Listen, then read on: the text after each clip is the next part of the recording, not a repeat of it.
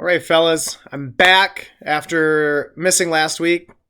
Like I said, I was going to try to get it in, just couldn't. Only being around for basically Monday, Tuesday, and then gone running around Wednesday, Thursday, Friday, Saturday, Sunday. So, fortunately, did not get a week four, either a week three recap, week four predictions, anything along those lines. But I wanted to jump back on. This week, I'm going to kind of jam pack it all because I didn't have anything kind of going for last week. But I did want to recap my amazing week three predictions here. I had myself over fourth and inches. Definitely didn't happen as fourth and inches just put up the high score of the season in week three with 177.5 points. Destroyed me.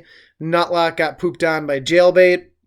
Bench points matter. Ended up winning in the closest match so far. Essentially can't get any closer. 96.5 to 96 over Titanic Swim Team. Half-point margin of victory, so that was extremely intense a couple weeks ago. Two girlies, one cup, lost to You Can't Touch This with a beatdown. Lost by over 64 points. And then Scoregasm lost to Dinglegary, which gave him the first win of his season in week three. So I went 0-5 in week three. I was 6-4 prior to that. So goes to 6-9. No pun intended. But yeah, so extremely rough week looking at week three. So there were the week three kind of recap type deal. I'm not going to run through everything. Obviously, Fourth and Inches had an amazing game. Matchup there. Mike Evans blew up for 42 points, which is crazy. You Can't Touch This had Russell Wilson blow up for 42. So a couple really, really, really big performances happened throughout week three. Not going to get into it as it's already kind of passed. Looking at week four, again, not going to get into a lot of detail on it, but much, much, much lower scoring as the high score this week was only 122.5 instead of 177 and 165 and whatnot. So, but You Can't Touch This stays undefeated, beat myself, Living La Vida Loca. So You Can't Touch This stays undefeated at 4-0. I'm at 2-2. Fourth and Inches goes down to a 1-3 with Scoregasms winning 105 to 84. Multiple Scoregasms moves to 3-1. Jailbait loses, drops to 2-2. Two Girlies One Cup increases to 2-2. Team Dinglegary gets a second win of the season over Bench Points Matter. He's 2-2 with Bench Points Matter at 1-3. And Titanic Swim Team, high score that this last week at 2-2 over Nutlock, and Nutlock drops to 1-3. So pretty interesting little lineup going on here with one undefeated team with You Can't Touch Us at 4-0 in first place. We have one team at 3-1, multiple Scoregasms, so he's in second. And we have 1, 2, 3, 4, 5 teams at 2-2, all being separated obviously by points 4, which, reminder, is the tiebreaker at the end of the season when you're battling for a playoff spot, is points 4. So, you know, those big random weeks like Fourth and Inches had or anything like that, it's going to be a big difference maker down the road. So keep that in mind going forward. But then we get the other 3 guys at 1-3. So nobody's getting completely shut out by any means right now. So everybody's well within it. Obviously only 4 weeks in. So more to come as the season goes, but it's going to get more and more intense. Those wins are getting more and more important as the season moves on. But, you know, hopefully those matchups work out for everybody and you get moving. But going to dive into week 5. I want to get this going here. Again, got quite a bit going on. Next week is going to be just... no, I lied. 2 weeks from now. Next week's not too bad. So, but I do want to get going here. Again, it's one of those items. I love doing it. I hope you guys enjoy just talking shit about me or whatever the case might be. But diving into week 5, let's check out these. Let's go to box score here if the computer gets going. I am using a different computer, if it looks any different or not, because my personal computer was going to absolute dog shit. So I'm actually kind of done messing around with it. I'm trying to get these box scores going here for week 5 just so I can check out lineups, everything along those lines. But we can look back at, week 4 just in the NFL as a whole, right? Any big time games that pretty much happened were on a lot of people's benches. There were a handful of guys that had, good runs, good games, stuff like that. But a lot of it was kind of garbage play, it seemed like. But the Packers go down on Thursday Night Football to the Eagles. The Vikings, nobody needs to relive that. I know Matt is, still running around with his boner over that, even though the Bears' offense is just atrocious. But I suppose if the defense stays what it's doing, I mean, you make a run, but very unlikely, right, that a defense can continue playing at those high levels. So more to come. We don't know what's happening with Trubisky. And, when you talk about other stuff, I mean, Tampa Bay going off for 55 points against the Rams, which is just crazy. And, other games, obviously the Chiefs and Detroit battled a little bit, everything along those lines. But pretty good game in the NFL, just fantasy-wise. It was difficult. It was tough. So let me take a look. Now I'm in box score, and I don't know if I like that. So I can't really see benches. Let's do... You know what? Forget it. I'm just going to look at... No, I don't like it. I don't like it at all. So I'm going to do scoreboard.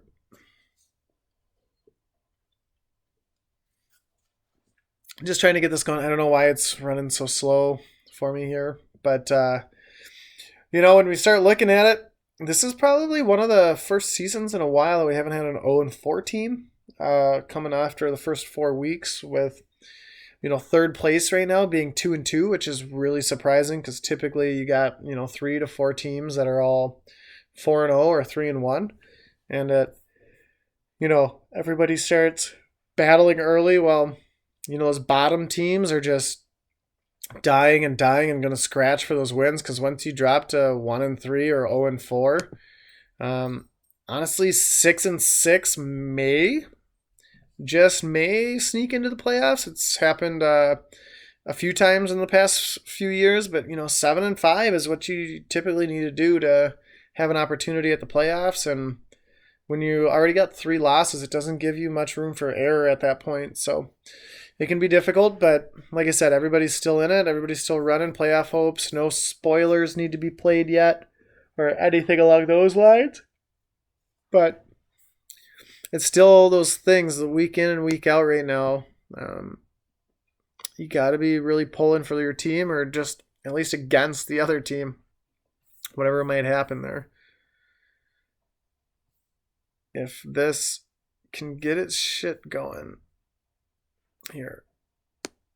So I don't know really what's happening here, but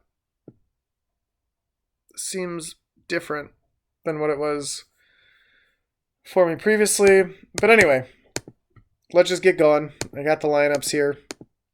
Let's just keep playing here. So first, as usual, gonna go myself versus Titanic Swim Team. Going up in week 5. We got 2 500 play teams right now. Titanic Swim Team currently has a 61% win probability, but that'll change real quick as I do have an individual on bye. Kenny Golladay is on bye. I haven't replaced him yet. So those numbers will change, and that win probability will even out at least a little bit. Nothing for sure, but Lamar Jackson going up against Pittsburgh. Still just going to run high on Lamar Jackson. I know last week got pretty lucky with his kind of garbage time, essentially. Not saying it didn't mean anything, it made the game look a little interesting, stuff like that. But, he manages to put up legitimate QB fantasy numbers whether it's early in the game, late in the game. I don't know why I'm yawning so much, so this is fucked up. But, look for him for another 20 to 25 easily point performance against a 1-3 Pittsburgh team. They just held Cincy, but Cincinnati's team looks terrible. Delvin Cook coming off a little bit rougher game for him when you're talking about yardage and just the run game in general. But he, going up against Chicago, right? Number one team, defensive team going through. I really expect a good bounce back performance from him going against the Giants. The Giants are the Giants. They've looked a lot better with Daniel Jones. So far, they're putting up some points. They're going pretty well here, but, their defense isn't going to be able to contain Delvin Cook. So Delvin should be able to do whatever he wants.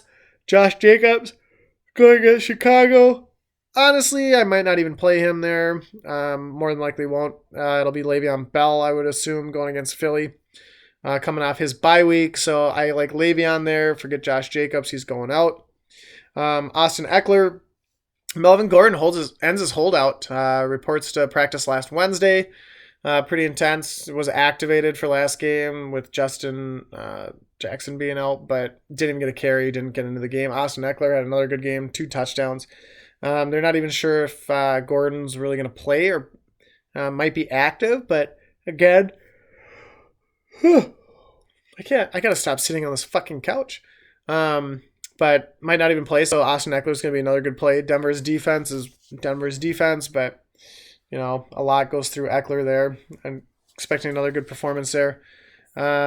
With Kenny Golladay on bye, wonderful Chris Godwin being on my bench last week, which essentially lost me the game, unfortunately. But, same with DJ Moore, played like garbage. So depending on if T.Y. Hilton gets into play, if Jarvis Landry is good to go, he's questionable right now. I just expect, I got a few different guys to get in there, but Kenny Golladay will be out, DJ Moore will be out, and I got to decide on my receiving core here. Delaney Walker's been a pretty big disappointment, other than the first week or so.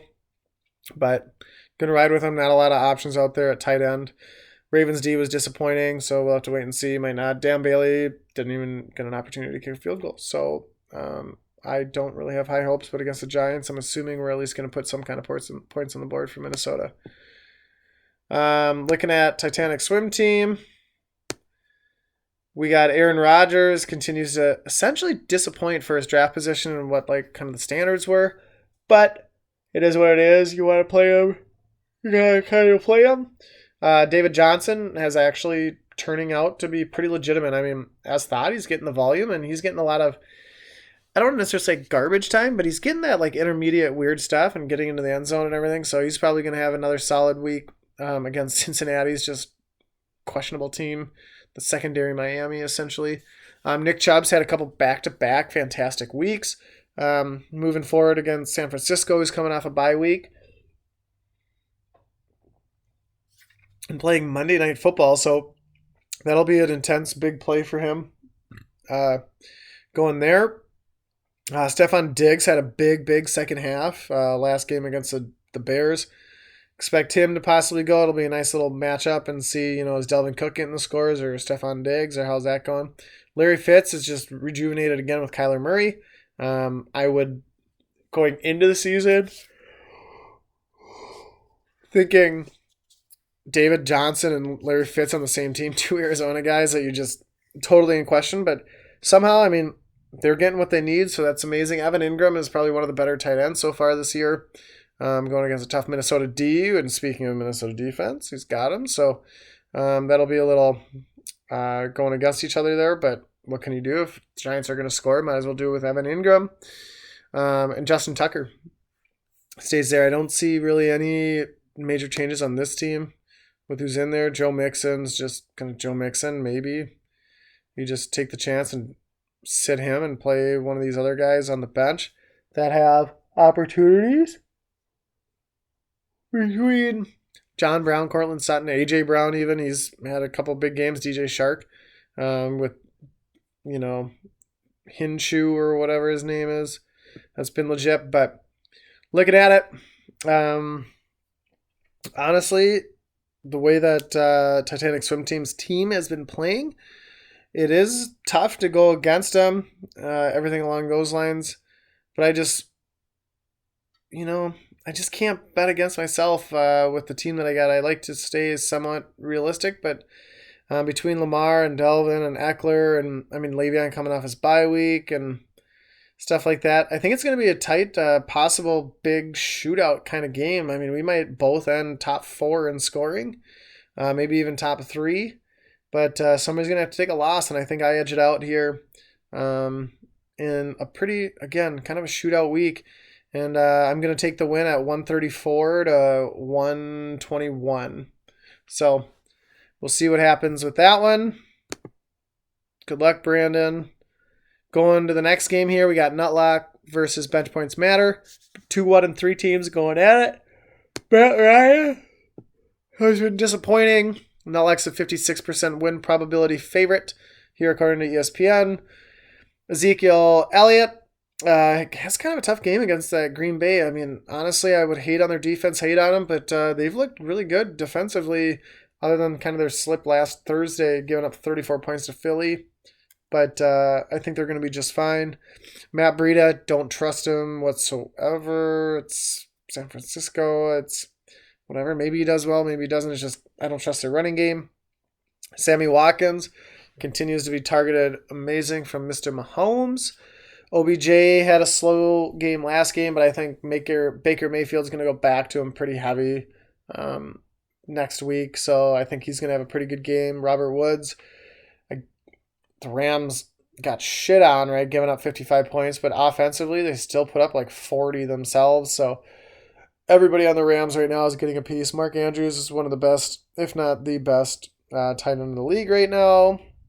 Packers D, we kind of talked about it. Crosby's dumb, just because I can say that. So pretty good opportunity overall for this team this week with when you're talking matchups, whatnot.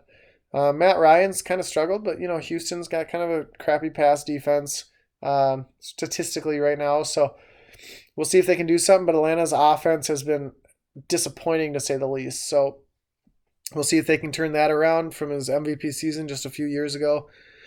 Baker Mayfield had a great game last game, but I don't know if that's going to be stabilized and be able to be consistent. San Francisco coming off a bye, 2 weeks to prepare, but I think he's going to go back to his single reads essentially, which actually helps Odell.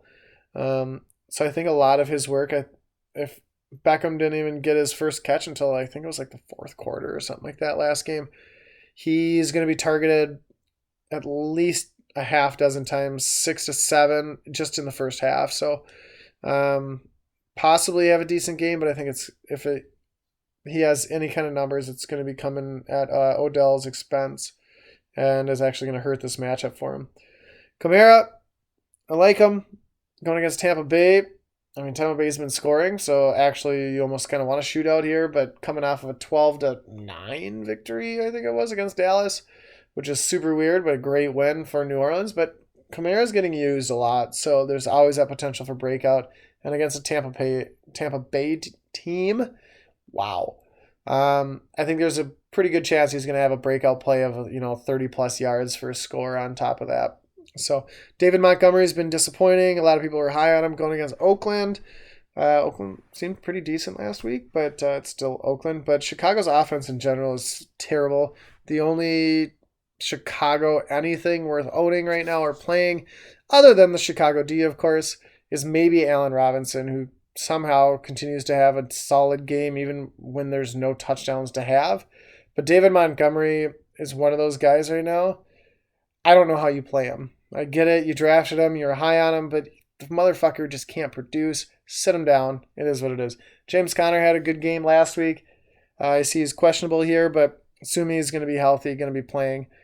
And as long as he's playing, Pittsburgh is kind of disappointing, but he's gonna be getting the touches. He's gonna be getting the volume. He's gonna have that opportunity. Tyler Lockett only gets better and better. And after the Rams just got torched by one of the most random, not very good quarterbacks, and Jameis Winston, Russell Wilson should be able to have a field day if that Rams defense plays anything along the same. So I like Lockett this week. James Ross III is doubtful. Don't know what that means, but Golden Tate's coming off suspension, so maybe throw Golden Tate in there and see what he can do with the New York Giants with Daniel Jones coming off suspension. But we'll have to wait and see. George Kittle's been a disappointment this year, especially for his draft position. So with this matchup, I don't think it's anything too crazy here. I don't see multiple people kind of going off. I feel like it'll be a solid week for Nutlock at 107, but Bench Points Matters is going to struggle again pretty consistently as he has all season. And just going to have to kind of hope for Nutlock to shit the bed. But Bench Points Matters puts up 93, Nutlock at 106. I think that's what I said before. Maybe I didn't. But Nutlock wins that matchup. Going to the next matchup, we got 4th and Inches, 2 girlies, 1 cup, a 1-3 and a 2-2 team. It's split down the middle for win probability right now with their current lineups according to the projections. So Tom Brady had a terrible game against the Bills. Looking for a bounce back against, why not? Fuck it. It's Washington. And Washington is honestly just a horrendous team. Them, Cincinnati, and Miami are just kind of the laughing stocks of the NFL right now. So Tom Brady has an opportunity to just go off this week. McCaffrey's just been a stud. Going to continue going on. I mean, he's getting like 25 to 30 touches a game. Doesn't matter what he's doing. He's getting in the end zone. Mark Ingram, hoping for a better outing than the previous week. But, he's got that opportunity against Pittsburgh here. It's just, that's been a great thing. Mike Evans a couple weeks ago just exploded this week. I think he had another solid week. I don't even remember. But really coming alive after the very first 2 weeks. Adam Thielen slowed down the last couple weeks. Obviously, Kirk Cousins doesn't even know how to spell football, let alone throw one. So it's just going to be interesting moving forward here on what's going on with Cousins. Brandon Cooks, again, Rams receiver, got a good opportunity just to get a ball thrown to him, right? And it's just which Rams receiver. It's kind of the same thing going on and on and on here. Rams D, I don't know because I'm pretty sure they must have gave you like negative 50 points last week. But we'll have to wait and see if they just have a good bounce back week. AJ Green is still out on the bench, which is surprising. Can't believe you're keeping Cam Newton on your bench because it's Cam Newton and he's been terrible even when he's been playing. So kind of surprised you're holding up a bench spot there, 4th and Inches. But, with Brady, McCaffrey, Ingram, and Evans, I just really like this team right now, like the way they're set up. Obviously, it's at 1-3 right now, but Adam Thielen, Brandon Cooks, both more than capable receivers to kind of go off and everything. I like the way that team's set up right now. If they can sneak into the playoffs and string together a few wins, they're going to be a tough team, come late in the season. If they can string together a few wins here early. Going over at 2 girlies, Dak Prescott's going to continue playing well. It is against Green Bay's defense, so it'll probably be a pretty legit test for Dak to see what kind of quarterback he's really going to be. Obviously, he shit the bed last week with 6 fantasy points. Cost Squinty basically $20 on a side bet. But, I don't really like him this week. Dak has been Dak, but I think the first 3 weeks were kind of false pretenses, and now we're going to start to see him really kind of come down and back to earth and be interesting. So, Gurley, I don't understand it. He continually gets into the end zone with limited work, we'll call it.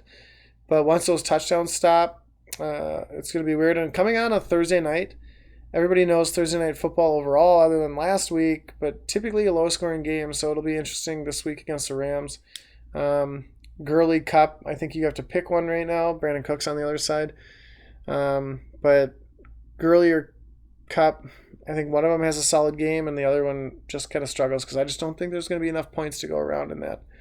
Melvin Gordon, I'm guessing you're not actually going to play him as some of the early results. Obviously, things might change, but a lot of the early things is, he might play, but if he does, it's going to be kind of in and out. But who knows? Otherwise, I'm assuming Aaron Jones will go back in, who is very touchdown heavy reliant, just like Gurley is right now. Chris Carson's been another Thursday night game, so a lot of Thursday night players going to be going on here in this matchup, which is interesting. But Terry McLaurin was out last week, but he's been a solid player. Kelsey's been kind of a disappointing tight end again, kind of early pick this year, but a lot of stuff going around, a lot of weapons, but Mahomes is using a lot of other people other than Kelsey. But he's going to get his here sooner rather than later. He's going to have a game that really makes up for all those previous weeks when you start talking about a overall point total. He's all of a sudden going to just go off for 2 to 3 touchdowns, 9 catches, 180 yards, and just put up all of a sudden 40 points in a week, and that'll really help him out there. But I like these. But I honestly think 4th and Inches is going to pull out. His team's going to start bringing it together, start getting it together here. Everything along those lines, where I feel like there's just a lot of wild cards and a lot of touchdown-dependent individuals on here for 2 Gurleys, 1 Cup. Dak, I think, is going to come down to reality. Gurley is going to stop getting touchdowns here week after week. Melvin Gordon, I just don't have anything to go off of right now. I don't even know if he's playing. Carson's been kind of garbage. Cooper is going to be a good one the whole year. McLaurin, it's hard to trust anybody from Washington. Obviously, the ball's got to go somewhere. I like Kelsey, but can't carry the whole team or the other team's got it. So 4th and Inches, I believe, he's going to have 2 out of his 6 players or so there, studs.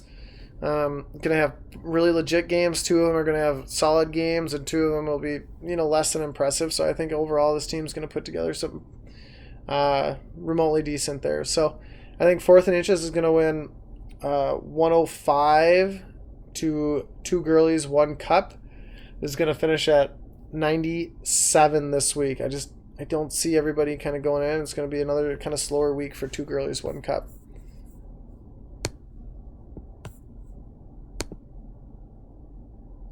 On to the next one, Team Dinglegary.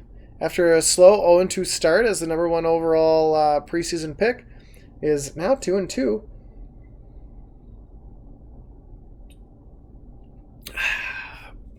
Going up against You Can't Touch This, Jason, the last undefeated team here. He's had a couple easy matchups, but week 3 he was the second highest scoring team in the league with 165 points, pretty massive. And then last week, he was still like the second or third highest scoring team, and in kind of that little bunch of lower scoring just week in general. So win probability here is at 51% to Dinglegary. But again, we got some bye weeks here in the lineups, so you can't really go off of that. It is what it is here.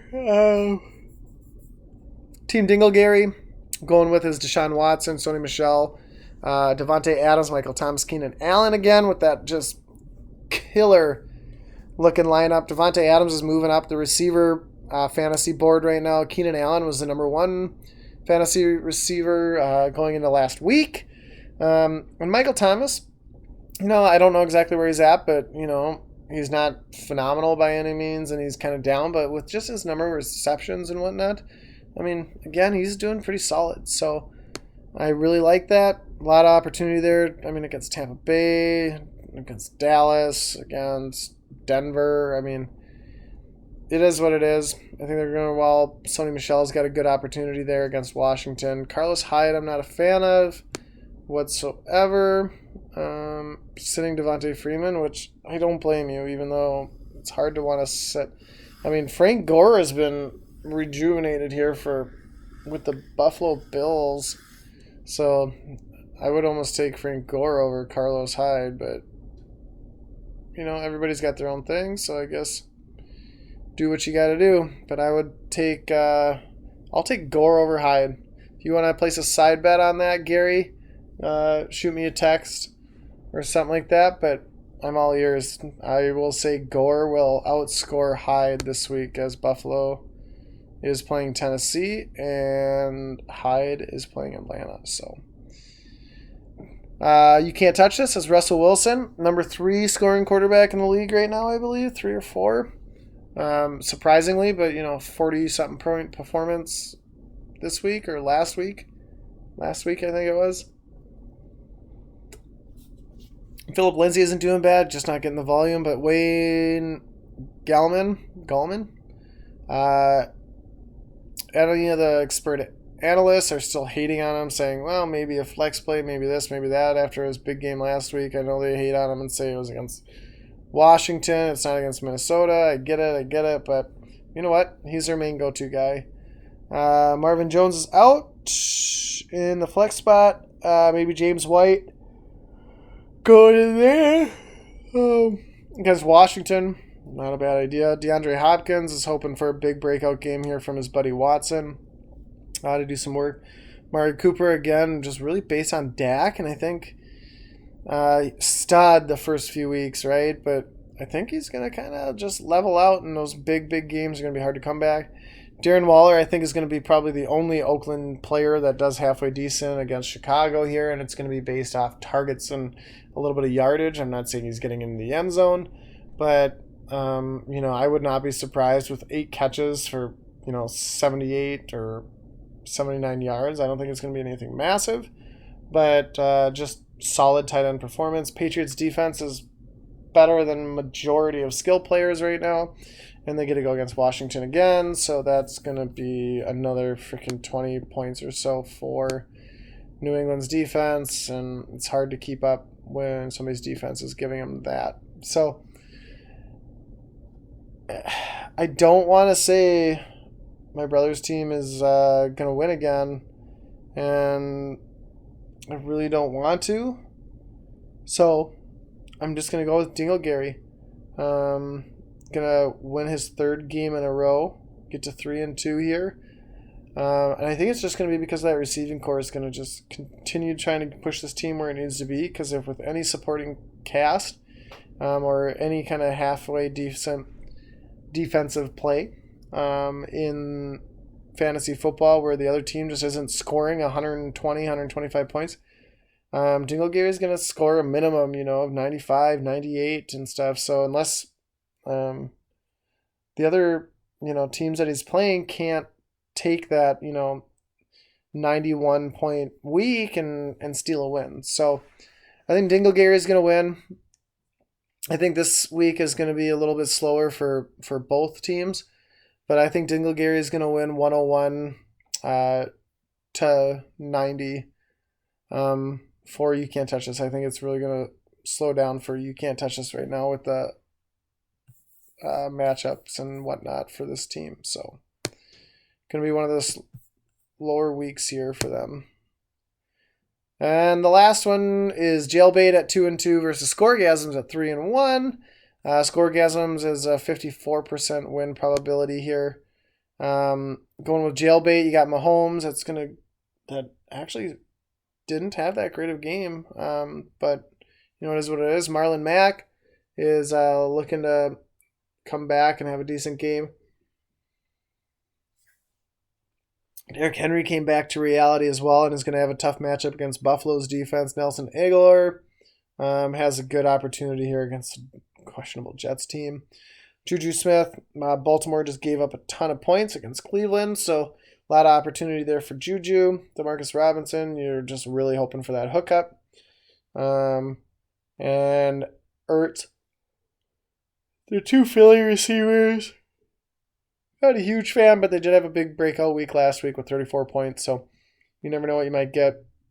I don't know. I'm assuming you're going to be putting, because the Chargers D was against Miami, so I get that. Bears defense is going to be placed back in there and against Oakland. I have a feeling the Bears defense is going to put up easily double-digit points, if not closer to 20 points this week against Oakland.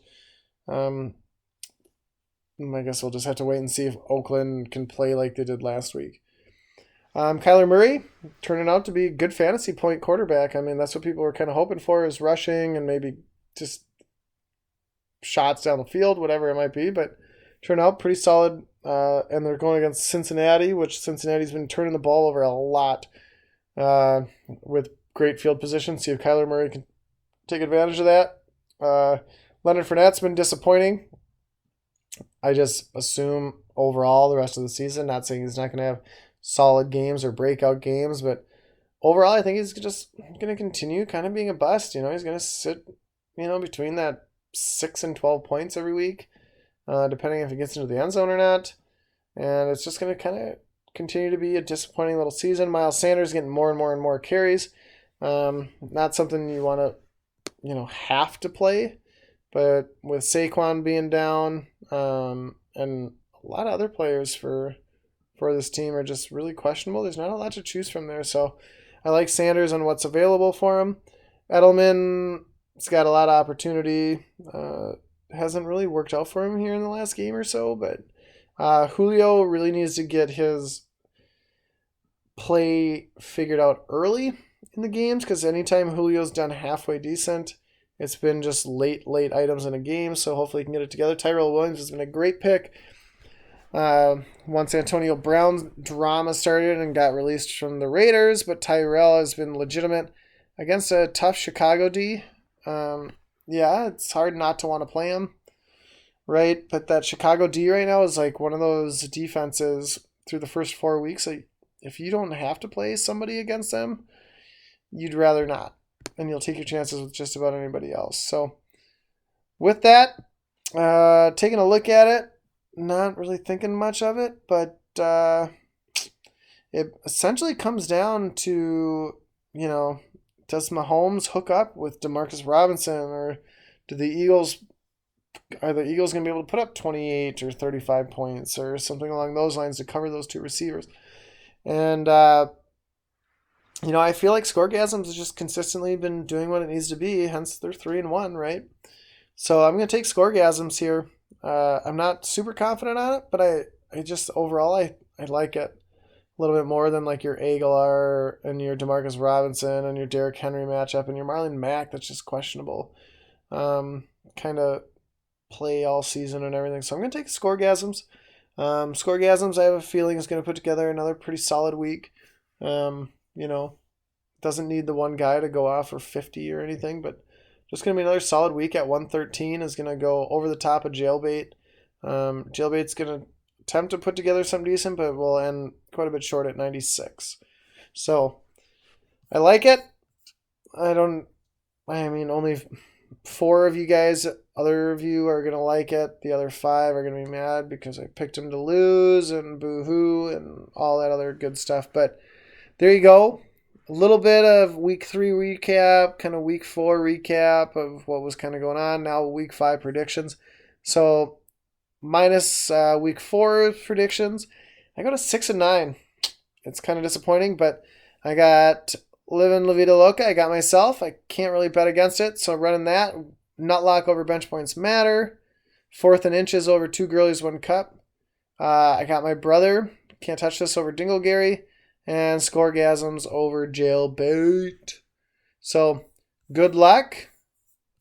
I hope to see all of you guys here. I think we should try to figure something out to get together. Maybe towards the end of October or something like that. We'll have to kick something through the text thread and everything and try to get a little get together. B-dubs, go to somebody's house, whatever it is, so we can hang out and watch some good old Sunday, NFL Sunday ticket, whatever it is, get intense. We can all strangle each other or whatever is going to happen from frustrations and everything else that goes with it. So, but otherwise, fellas, it's been real. Keep your shit together. Enjoy the week. For those of you that are in the picks, good luck. Keep them rolling. And, onward for fantasy football. Later.